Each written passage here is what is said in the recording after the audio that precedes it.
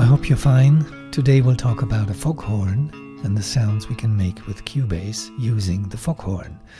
But where do we get the foghorn from?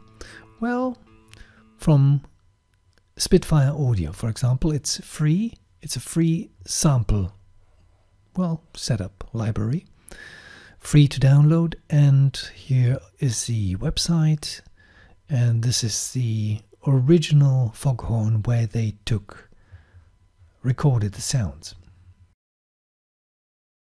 Here I used the foghorn, and you see it right here.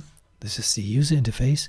Sound the alarm. This is the first option you have, and I just used it because it's a plain foghorn. It plays a sound, machine-powered created sound into the sea, and this is what it sounds like.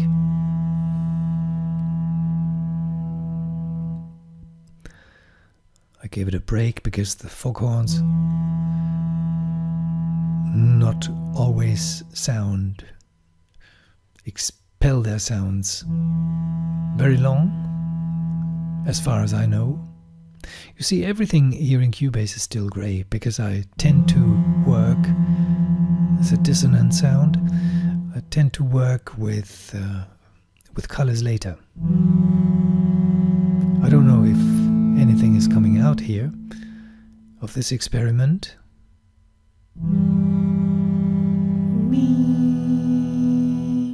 And then back to the original single sound.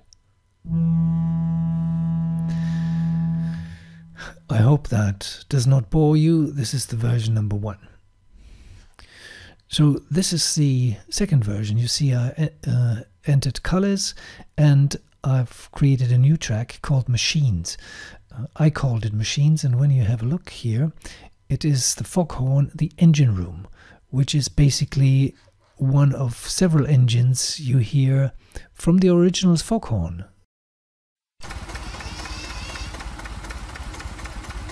In context with the foghorns I played earlier,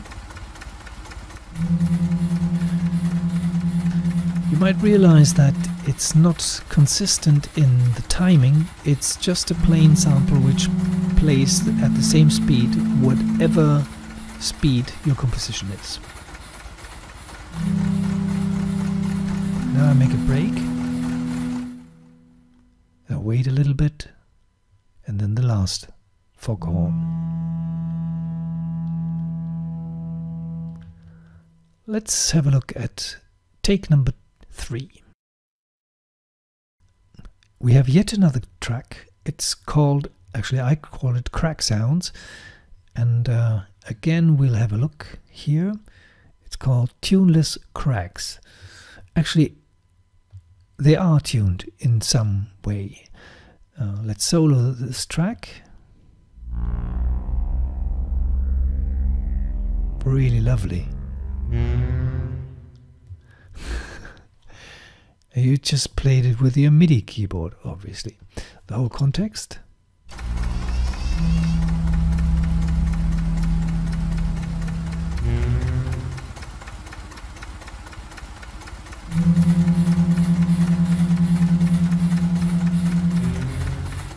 You get the point. Number 4. 2 more tracks. Phosphor. You have to look up the purpose of phosphor in a foghorn. I'm just using this sound. It's called Tuneless Cracks. Let's have a listen to the track which I called Bass. I played the phosphor in 2 ways, and one is the bass.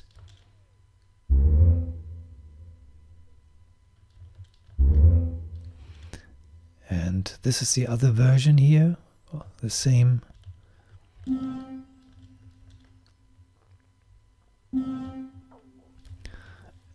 And the whole piece now.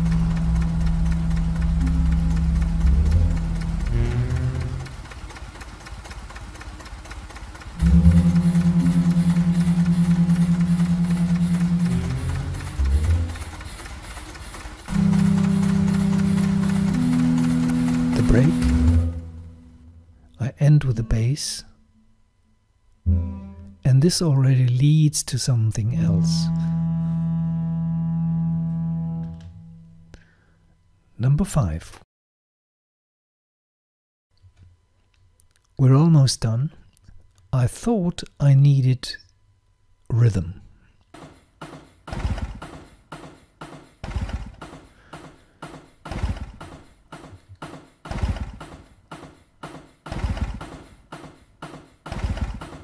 I played this by hand on the MIDI keyboard. The whole piece now.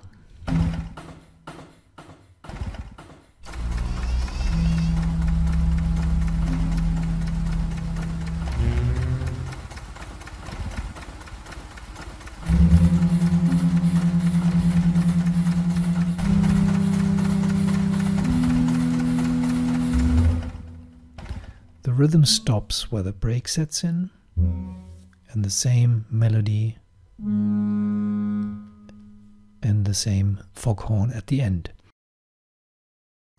Version 6 is quite different. I expanded the composition right here.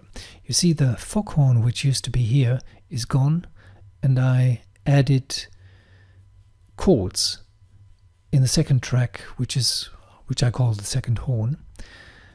And I added more phosphor here, which is my favorite melody. It turned out to be a really nice melody, and I just wanted to use it.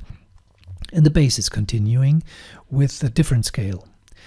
So the piece consists of 2 parts now. This is the one you've been used to, and which I built up during maybe half an hour.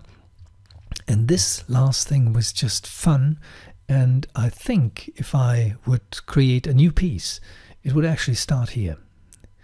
It's a different piece, and I really like this section here. Let's have a listen to the whole piece now. It's 1 minute and, well, 15 seconds. Before we actually start, this piece sounds louder. And the reason is, when I press F3, I get the mix console because I entered Ozone. I'm so bad at mastering things that, you see, I panned a couple of things. There's only one insert here for the second horn. The Revelation, it's a reverb to make the reverb a little bit longer. And Ozone is really an excellent piece. I paid for it, so I'm not affiliated with that company, Isotope at all. And Ozone creates a mastering. It just listens to all the tracks by them using the master assistant, and it just does a marvelous job. So this is the whole piece now, and enjoy especially the last part.